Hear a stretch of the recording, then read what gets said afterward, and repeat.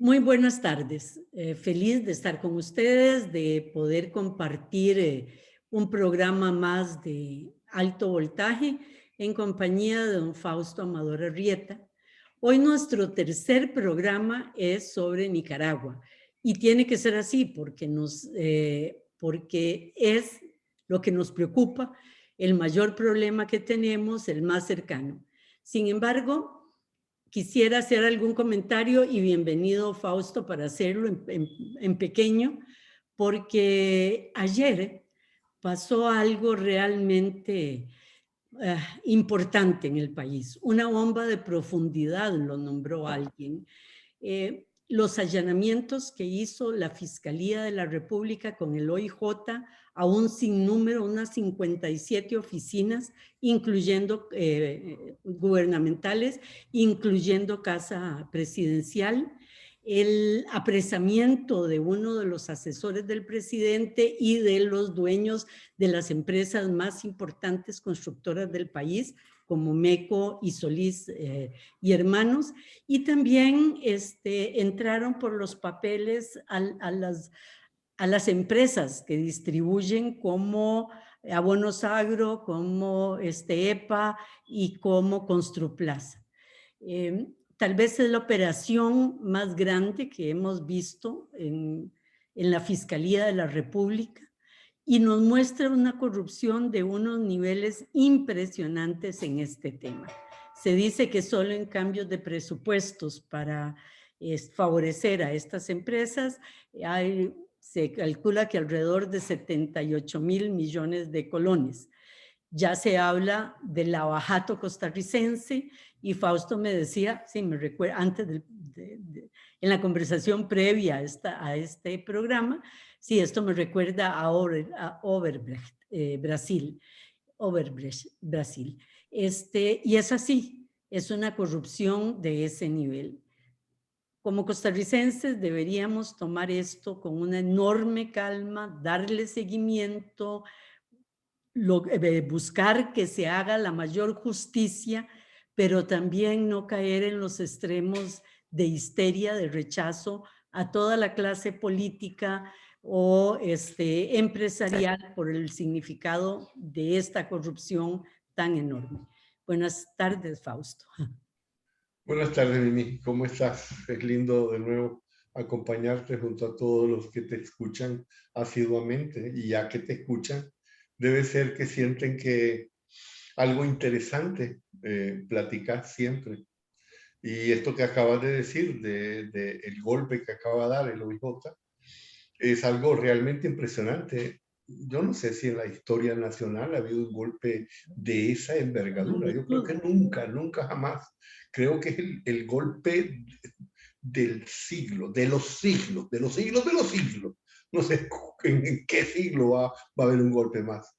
Va a ser importante ver que hay que entender que esta gente es la que está, no es el roba gallina, ¿verdad? Son gente que tiene unas defensas extraordinarias, Los van a mejores estar bufetes perfectamente internacionales, blind. no solo ¿Perdón? los mejores bufetes nacionales e Sí, claro. internacionales, ¿verdad? Bufetes nacionales e internacionales. Son compañías que están funcionando en Costa Rica y en muchas partes de América Latina. Van a estar tremendamente asesorados.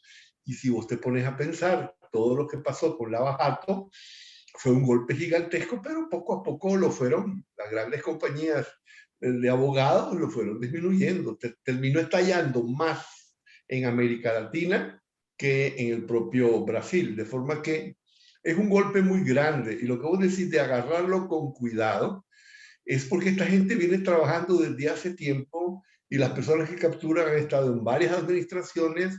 Revela esto que están metidos en todos los partidos políticos y que de alguna manera han tenido colaboración en todas partes. Y esto tiene el enorme peligro de ponerle una nota de duda y de cuestionamiento a la clase política en general, y más que a la clase política, a la institucionalidad. Y es en esos momentos que tenemos que recordar que es precisamente la institucionalidad la que ha hecho y ha permitido que esto ocurra. Y entonces en una situación en la que realmente se siente la pus que sale por todos lados, es necesario respirar y darse cuenta que lo nuevo no necesariamente es lo mejor y que necesitamos realmente eh, pensar muy bien, porque precisamente ocurre en la antesala de un proceso electoral. Pero bueno, platiquemos de eso en otra ocasión. Tenemos la obligación de hablar sobre esto. Fausto, es nuestro tercer programa sobre Nicaragua y creo que los dos anteriores ubicaron muy claramente a los que nos han seguido, a nuestros oyentes, ya sea que en vivo o en diferido, en Facebook Live y en YouTube. Pero además de aclarar de dónde nacen todas estas cosas, las distintas figuras políticas que entran en juego. En los últimos días nos vuelve a sorprender. Yo sé que ni siquiera te gusta la palabra sorprender al hablar de Daniel Ortega y de Rosario Murillo, pero realmente nos sorprende con un descabezamiento brutal, podría usar uno la palabra, de dirigentes de movimientos sociales y políticos. Y el más importante, diría yo, porque claro, han metido en la cárcel a un ex vicecanciller, han metido todos sandinistas, además de origen, ¿verdad? O la mayoría, a miembros del COSEP, pero también, y es donde posiblemente mayor fuerza usaron de inicio, a descabezar al movimiento femenino, a la dirigencia de mujeres de Nicaragua, uno de los movimientos más valientes y fuertes que hay en América Latina, tanto en la revolución sandinista como en la época post-sandinista también. O sea, todas ellas mujeres realmente admirables. Comencemos por ellas, Fausto, y seguimos después con el resto de dirigentes Mira, de la yo cárcel. te quiero decir que a mí lo que me sorprendía todos los días era que no los habían echado presos. Yo decía, pero ¿cómo es posible? Han echado preso a los candidatos que no mueven a nadie, pueden ser una amenaza electoral, pero no son personas queridas entre la población ni mueven a nadie. Y a los sandinistas, que son tremendamente admirados precisamente dentro del movimiento sandinista, están libres. Esa gente es peligrosa, no sé, no los han tocado. ¿Qué ocurre? Una Dora Y María luego, Pérez. y luego un alivio de tristeza, llamarle, cayeron finalmente. Era absolutamente de esperarse. Tan era de esperarse y tanto lo esperaban ellos que tuvieron tiempo, varios de ellos, de dejar un audio, un video diciendo es inminente mi captura. Voy a detenerme un segundo en lo que vos hablaste del movimiento de mujeres, porque esto es algo especial. Yo te quiero decir que si bien los dirigentes sandinistas disidentes tenían un peso moral en el sandinismo antiguo, en el proto-sandinismo, en las corrientes actuales de la juventud no eran siquiera muy conocidos. De forma que eran dirigentes políticos sandinistas, disidentes, pero de muy poco arraigo popular. No así las mujeres.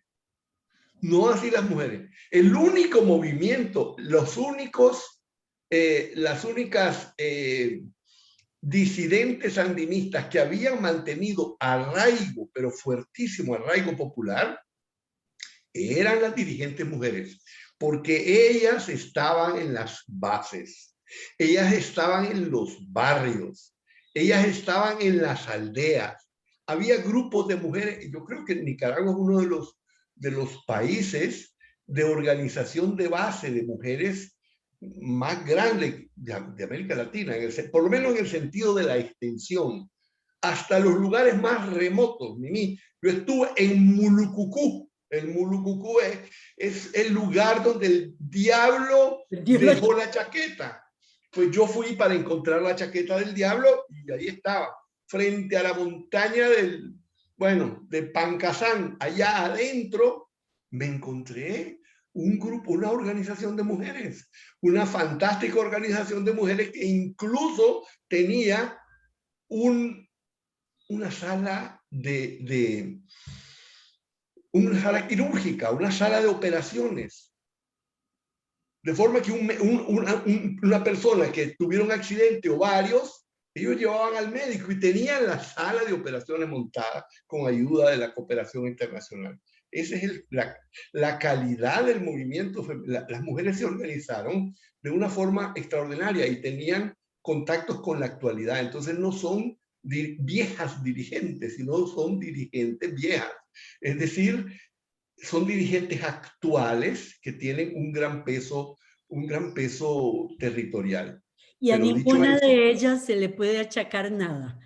Es decir, son gente de una entrega, de una pureza de alma, de una capacidad de trabajo tan impresionante. y son gente linda, son extraordinarios, son ángeles de la guarda. ¿Entendés? Es una cosa impresionante. Y si algo, estaban socialmente muy organizadas, pero no políticamente. No se habían metido políticamente.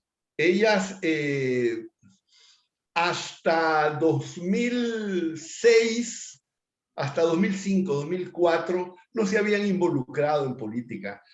Se habían decepcionado de tal manera de la forma en que el Frente Sandinista se había desviado al diablo, que se habían dedicado a sus ideales feministas, a sus ideales como mujeres y como seres humanos, y se habían metido en organizaciones civiles y sociales, y eran muy conocidas por la comunidad internacional, y la comunidad internacional las apoyaba. Y ahí estaban en eso, luchaban por la descentralización, luchaban por las alcaldías locales, tenían lugares en todas las alcaldías locales, y se habían salido de la política. Hubo un momento en que un sandinista ligado, cercano de Ortega, se lanza dentro del Frente Sandinista y comienza a tener cierto peso. Y entonces Daniel Ortega lo saca. Este sandinista se llama Herty Levite. Cuando Daniel lo saca, Herty, que lo sacan del frente, apela a la vieja guardia sandinista. Y entonces todos estos se dan cuenta que tiene un arraigo social, político enorme, Herty Levite, que es tremendamente querido, que se ve como una real posibilidad, incluso en el Frente Sandinista, encuestas internas lo hacían ganador. Y entonces la vieja guardia dice, esta es la oportunidad de salir de Daniel. Esta es la oportunidad de regenerar al frente. Y entonces esa vieja guardia comienza a regresar, comienza a retornar, comienza a agruparse. Se agrupó alrededor de la candidatura de Herty Levite, que murió por un extraño ataque al corazón. Sí, en una excelente condición física. No puede haber tenido un ataque, pero quiero decir... Mira, él había tenido problemas cardíacos, había sido operado en España, y 2 meses antes yo estuve junto con él, porque da la casualidad que, bueno, yo soy viejo también dentro de esos lugares, de esas zonas, platicando con él, me dijo, Fausto, mira, perdóname, tengo una llamada con mi médico en España, que le mandaron mis exámenes de acá y me va a hacer la valoración. Entonces yo estaba cuando el médico le dijo, usted está completamente perfecto, está de alta, haga lo que quiera. Eso sí, no fume y no coma carnes, no coma grasa y muévase. Pero está perfectamente bien. Eso fue 3 o 4 meses antes de que se muriera.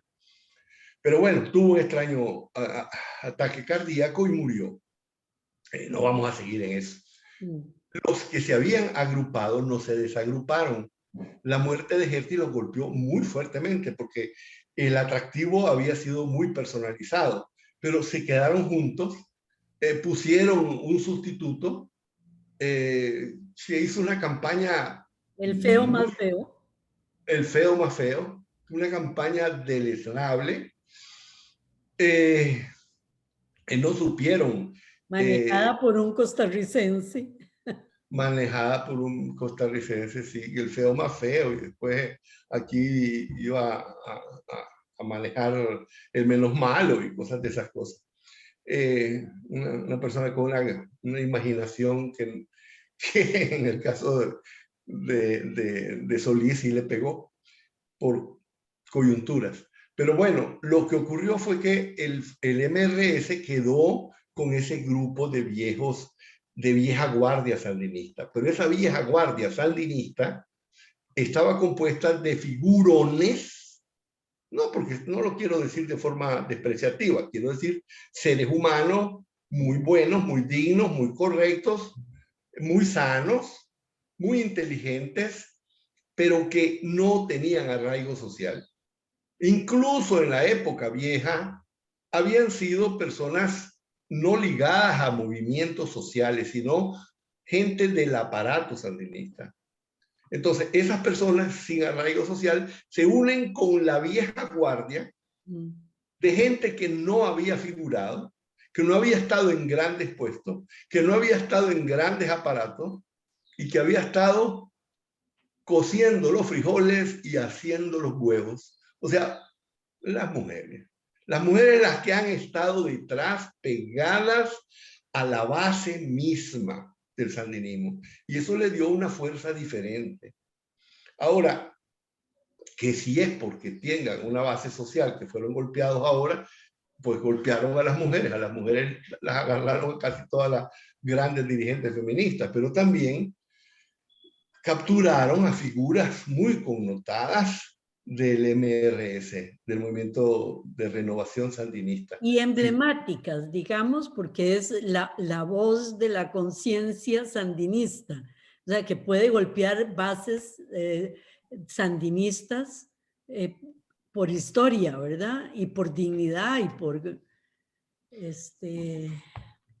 Mira, hay que entender que esta es otra generación.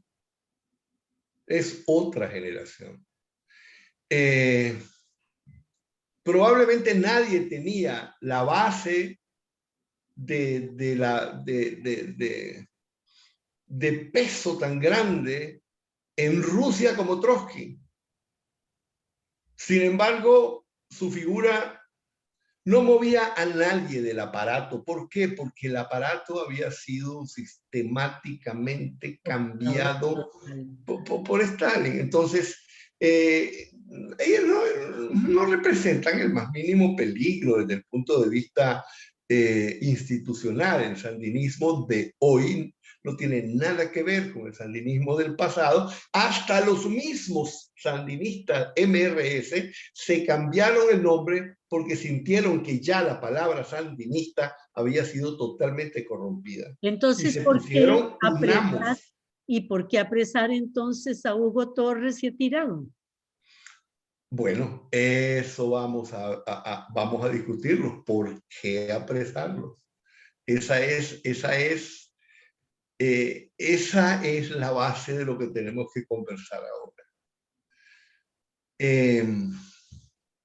Sí, obviamente hay cosas que no conocemos, ¿verdad? Hay cosas que no conocemos. Cada vez que pasan cosas raras en Nicaragua, la reacción inmediata de mis amigos allá son muy especiales. Mis amigos allá tienen una tendencia a la teoría de la conspiración. Dicen... Y a culpar de todo al odio de Rosario. Son las dos, porque a uno se le sale también, ¿verdad? Sí, bueno, entonces a mí me dice, mira, ¿y si se murió Ortega? Hace rato nadie lo ve.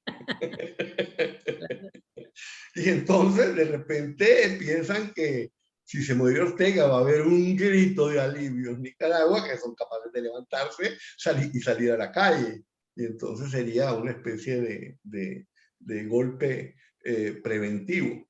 Pero hay muchas otras cosas que pueden ser golpe preventivo. Existe lo que acaba de ocurrir en Nicaragua, es la continuidad de una estrategia.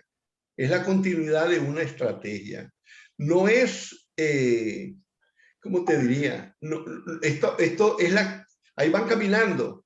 Yo te decía en un programa anterior que ellos hicieron una ley, la ley esa patriótica, y con esa ley de defensa del pueblo, con aplaudir una sanción ya es un crimen y ya te pueden deshabilitar e impedirte postularte para un cargo público y encarcelar y llevar a juicio como traición a la patria, uno de los crímenes más deleznables.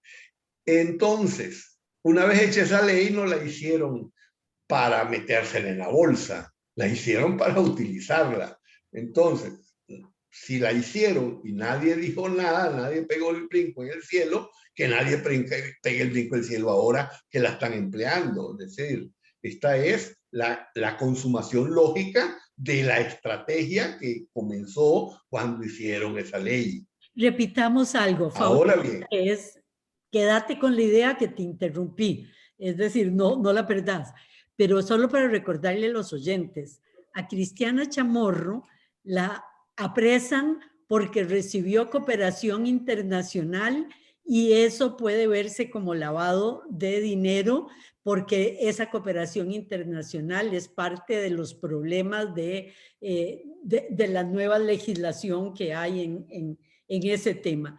Y por la ley patriótica agarran a Arturo Cruz porque habló con asesores norteamericanos y eso lo hace traidor a la patria por estar a favor del imperialismo. Me hacen señas de que nos quedan 2 minutos para que redondees lo que ibas a decir, que te interrumpí. Bueno, y a todos los demás los agarran por esa misma ley, a todos. Es un machote, el machote por orden, impulsado por propiciar golpes de Estado, por pedir sanciones a Nicaragua, por aplaudir agresiones, todos, es un solo machote. Se ordena la captura de fulano de tal y sale la lista. Todos fueron capturados por ese mismo causal. Entonces, lo que aquí cabe es entender que es una escalada y podemos ir viendo que primero capturaron a los candidatos, luego se metieron con la empresa privada y luego se metieron con la oposición del MRS. No sé con qué pueden seguir.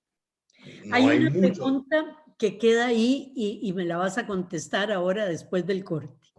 ¿Y ahora qué? Si ellos estaban validando elecciones, etcétera, ¿se va a nombrar vitalicio? ¿Va a aceptar que es un dictador? ¿Eliminará las elecciones? Porque no creo que ahora, con estas acciones, se siga el juego anterior de las elecciones libres con los partidos políticos, etcétera. Pero vamos a un corte, regresamos con ese tema.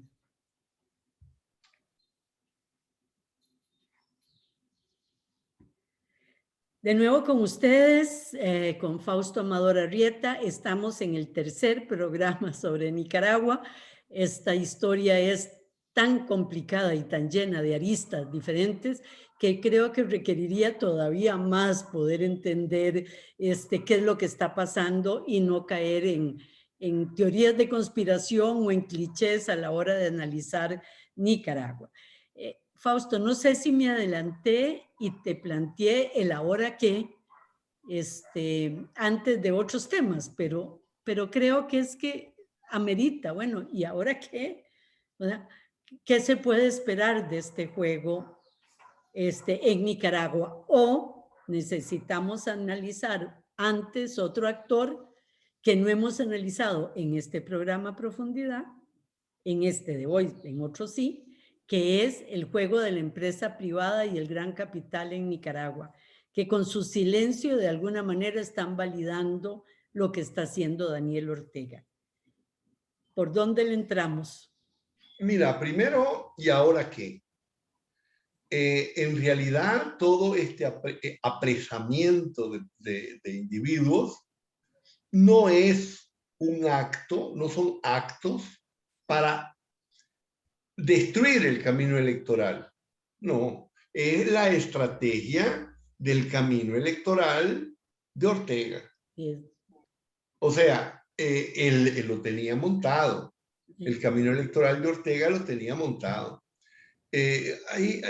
Hay personas que piensan que cuando Ortega perdió en el pasado, en el 1990, cuando ganó Violeta Chamorro, había Ortega y la unidad opositora. No era así. Había Ortega, el partido de Violeta Chamorro y 12 o 13 partidos más. O sea, había cerca de 19 partidos participando en las elecciones.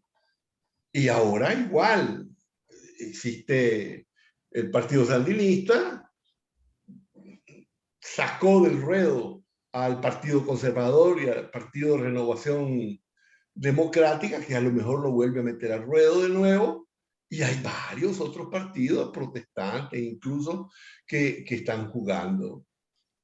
Lo que te quería decir es que él se montó la ley electoral a su gusto, leyes para inhibir candidatos a su gusto, entonces inhibió candidatos o está en proceso de inhibirlos, igual los libera un día después de la inscripción de candidatos y sigue el proceso electoral. El proceso electoral es una farsa necesaria. El régimen necesita, te decía un programa anterior, el régimen sandinista necesita darle una oportunidad, ofrecerle a la comunidad una puerta para que lo acepten. Y esa puerta se llaman elecciones. No quiere hacerle más difícil que lo acepte. Ellos saben que la comunidad internacional ya sacó suficientes lecciones de los disparates que hizo en Venezuela sin ningún efecto. Está perfectamente clara y además tuvo en Venezuela como un laboratorio de políticas para enfrentar el descontento popular que existe. Adicionalmente, ninguna sanción ha tenido realmente impacto. Entonces, va a necesitar tanto la comunidad internacional como ellos van a necesitar un punto de encuentro. Yo estoy pensando en estos momentos en una frase que me llamó la atención, que dijo la presidenta de la vocera, que se llama, de la Cámara de Representantes de los Estados Unidos, Pelosi, que dijo sobre Putin, dijo, es un matón.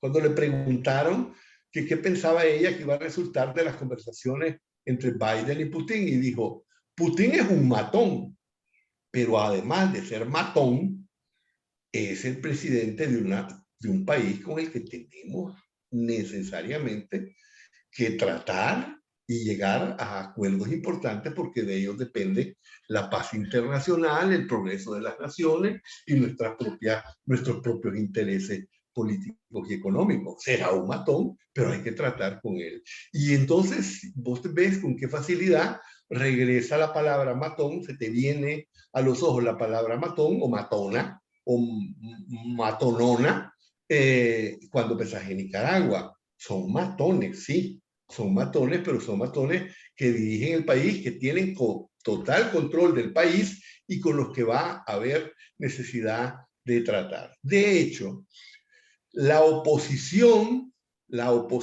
que algunos le llaman electorera, yo no quiero ponerle ningún adjetivo, porque honestamente la realpolitik te dice, ¿y qué vas a hacer? O sea, el hombre tiene agarrado el sartén por el mango y en esas condiciones vas a tener que tratar con él. Entonces, la empresa privada que era su socia, tal vez no va a ser su socia como era, pero va a seguir teniendo necesidad de relacionarse con el Estado.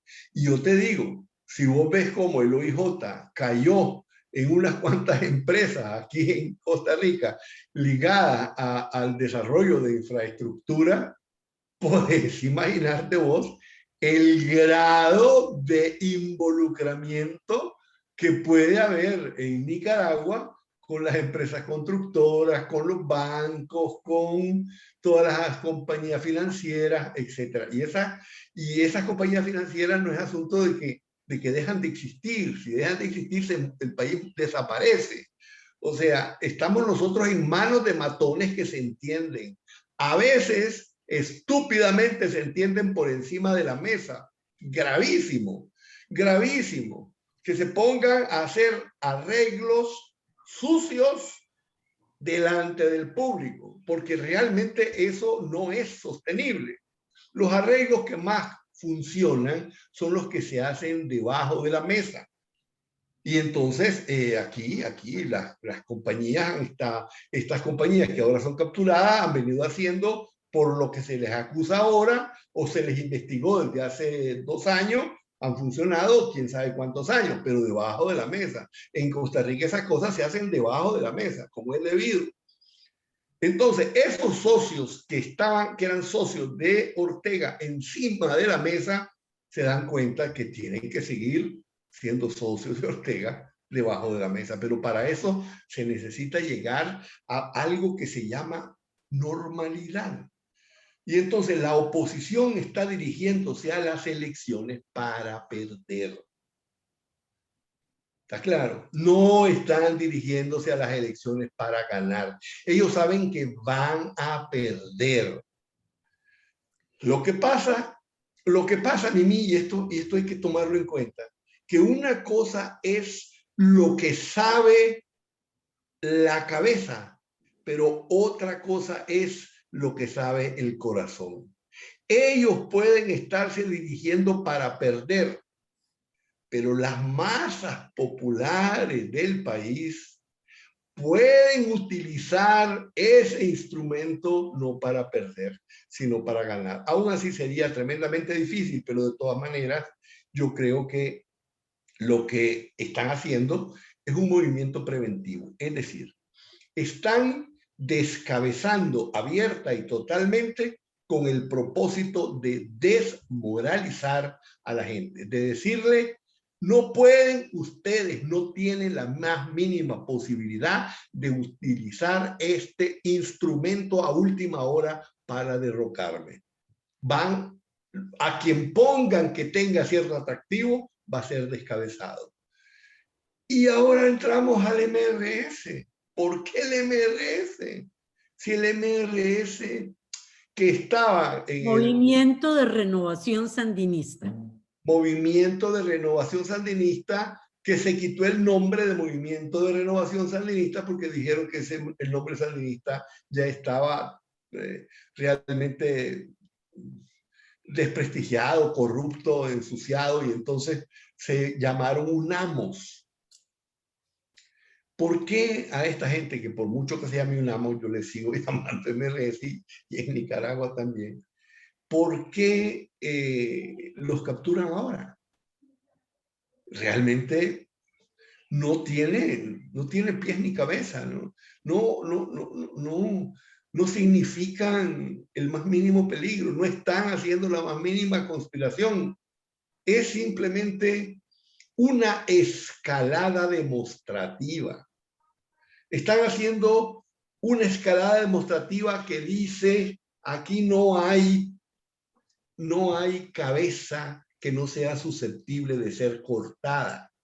Aquí, tenéis que entender, Mimi, que durante la insurrección de 2018, varias de estas personas que fueron capturadas fueron voceros muy activos en la denuncia y no fueron reprimidos, no fueron encarcelados, no fueron atentados, fueron prácticamente dejados inmunes a pesar de la fuerza, en algunos casos muy fuerte, con la que se pronunciaron contra el régimen y no fueron tocados. Parecían casi los intocables, pues. No, aquí no hay nadie intocable. Este es un mensaje, son capturas mensaje. Están diciendo aquí no hay nadie intocable. Y un famoso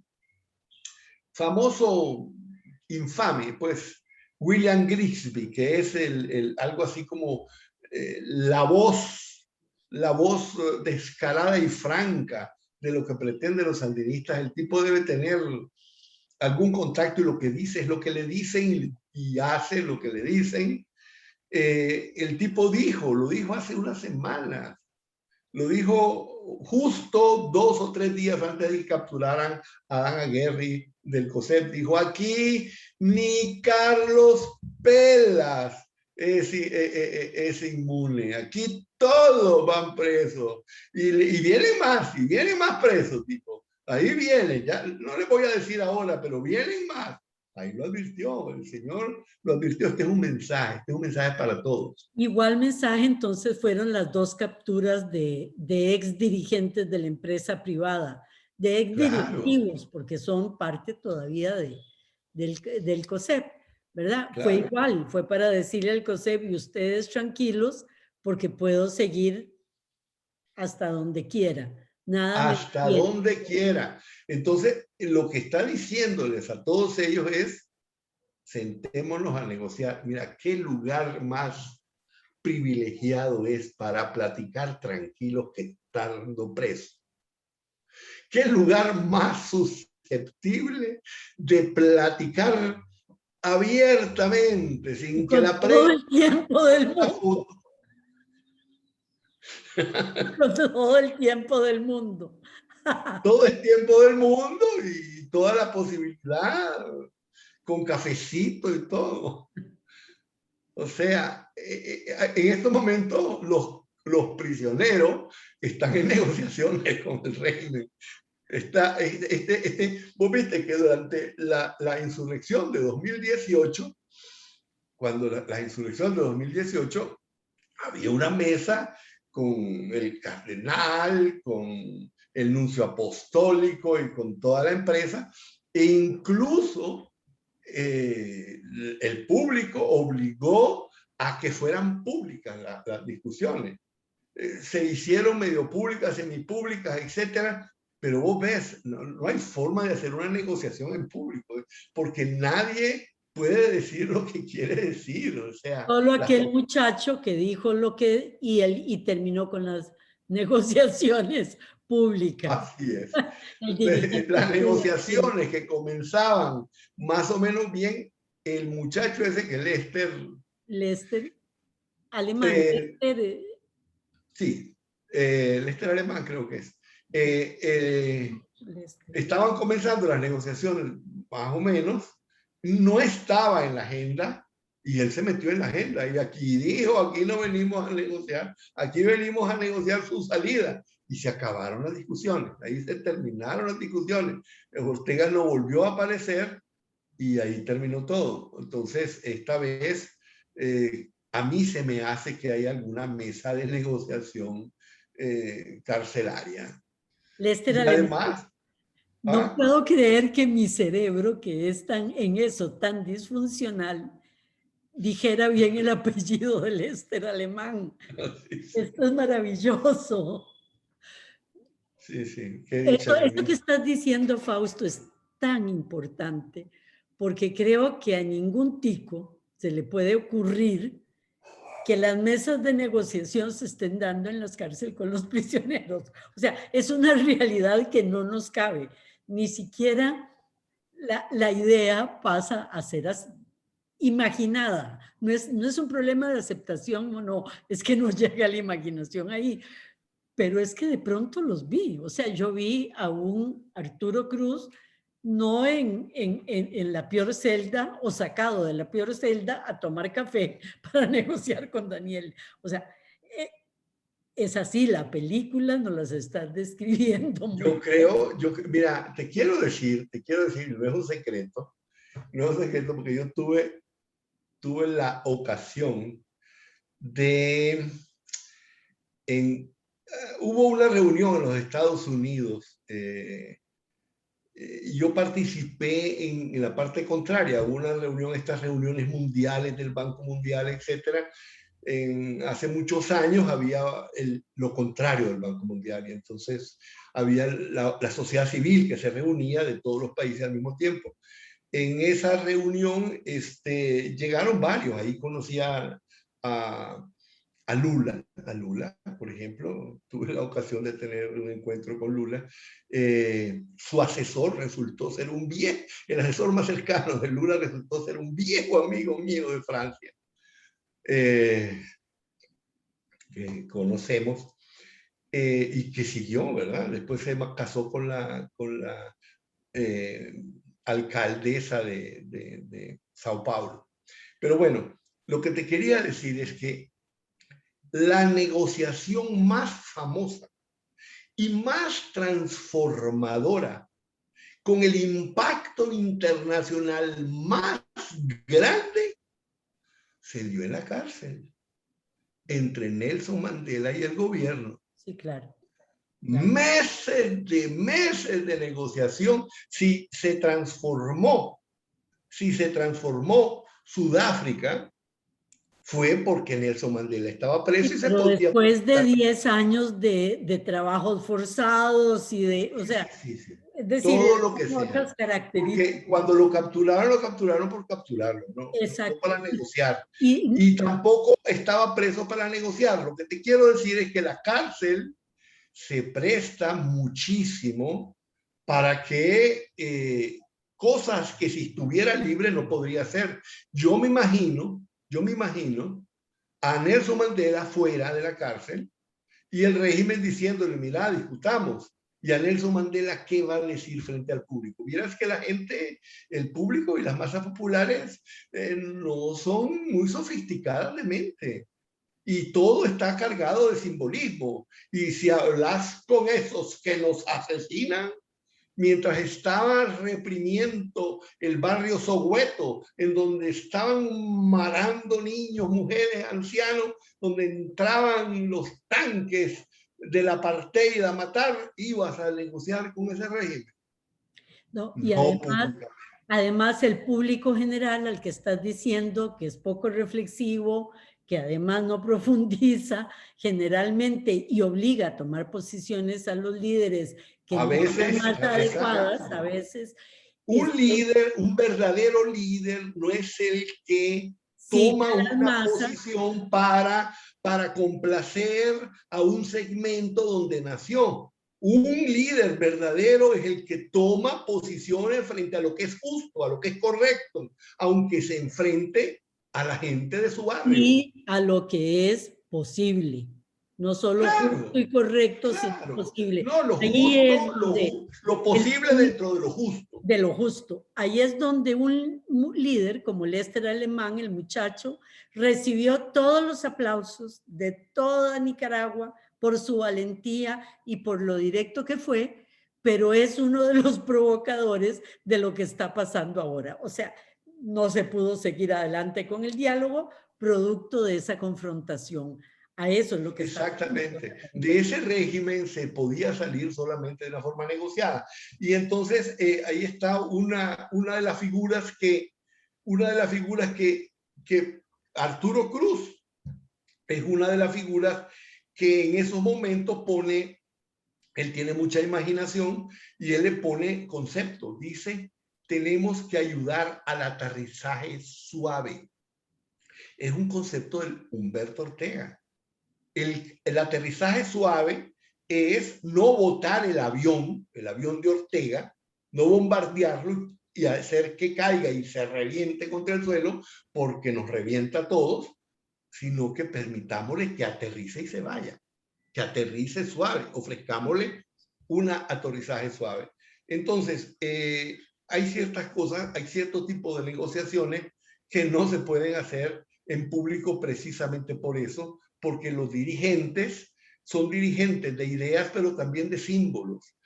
Tocan como 2 centímetros del cerebro popular y como una cuadra inmensa del corazón popular. O sea, las elecciones y la política se mueven por pasiones, por corazones, por sentimientos, más que por razones y por ideas. Y las Entonces, cierto tipo de negociaciones, conversaciones no se pueden hacer en la y calle. las negociaciones tienen que ser sobre razones, ¿verdad? Más que Claro. sobre emociones. Ahora, lo que está de por medio en estos momentos para todo el mundo, y te digo para todo el mundo, públicamente los Estados Unidos van a decir, le exigimos que bla, bla, bla, pero obviamente lo que están queriendo es que Nicaragua regrese a la normalidad. Es decir, el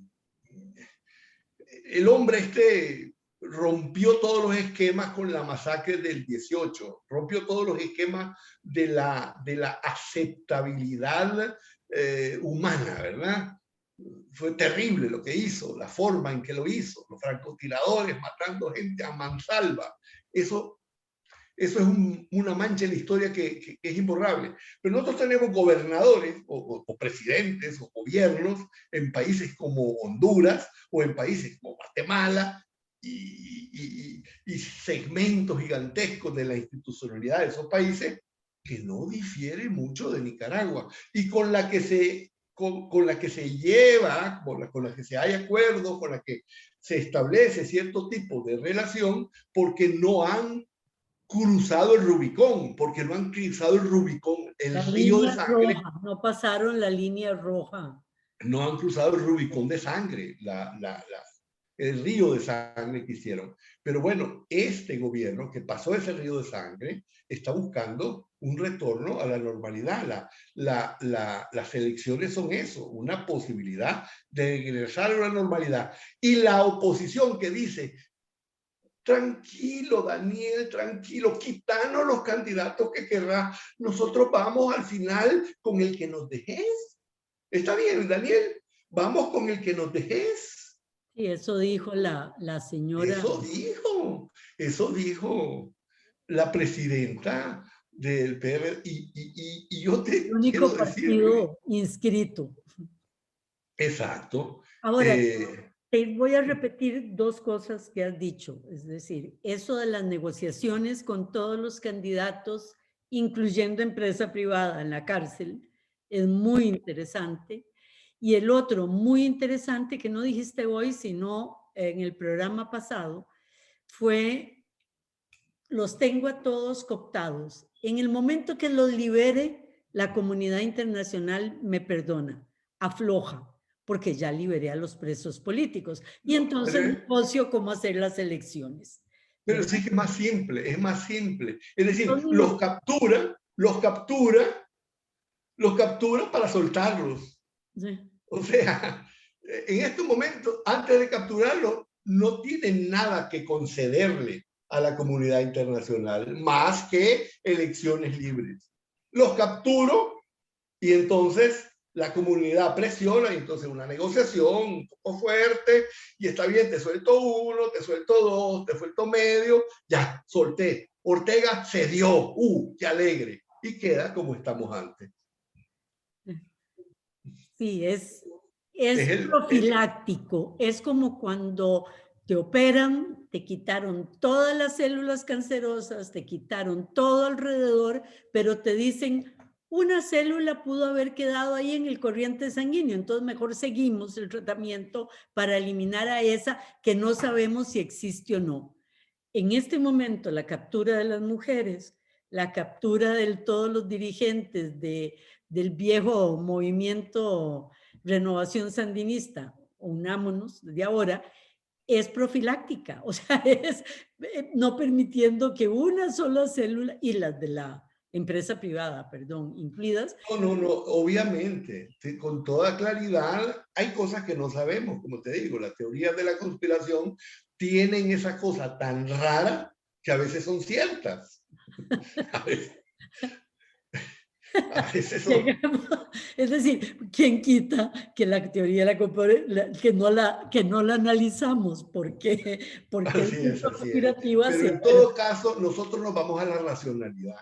Y la racionalidad es que Ortega puso leyes electorales, puso consejo electoral a su gusto y además echó presos a todos para además darse el gran gusto de tener algo que negociar. Ya tiene algo que negociar. Con eso cerramos este programa y pedimos disculpas a los que nos van a ver en YouTube o en Facebook Live, porque hoy quedé yo de un blanco impresionante y vos de un rosa también impresionante la imagen. No lo cuidamos lo suficiente. Bueno, a todos ustedes muchas gracias y muy buenas tardes. Buenas tardes, Mimi. Estés Buenas bien. tardes, Fausto.